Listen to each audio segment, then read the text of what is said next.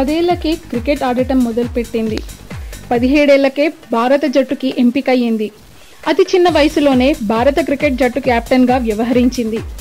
అసలు మహిళల క్రికెట్కు అంతగా ప్రాధాన్యత లేని రోజుల్లోనే మహిళల క్రికెట్ అంటే ఏంటో చూపి తన సత్తా చాటుకుంది.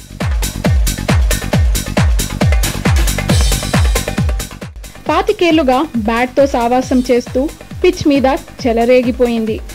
పంతానికి, పట్టుదలకి, పోటీతత్వానికి మారుపేరుగా నిలిచింది మన భారత మహిళల క్రికెట్ జట్టు కెప్టెన్ మిథాలీ రాజ్.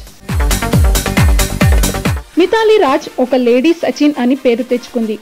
తను డిసెంబర్ 3వ తేదీ 1982లో రాజస్థాన్లో జన్మించింది. మిథాలీ తమిళ కుటుంబానికి చెందిన అమ్మాయి. ఆమె క్రికెట్ని 10 ఏళ్ల వయసులోనే ఒక ప్యాషన్గా తీసుకుంది. ఆమె తన విజయాలతో ప్రతిష్టాత్మకమైన అర్జున అవార్డు 2003లో తీసుకుంది. అలాగే 2015లో పద్మశ్రీ పురస్కారం కూడా పొందింది. ఇప్పుడు ఉమెన్స్ వరల్డ్ కప్లో భారత జైత్ర యాత్ర కొనసాగిస్తుంది.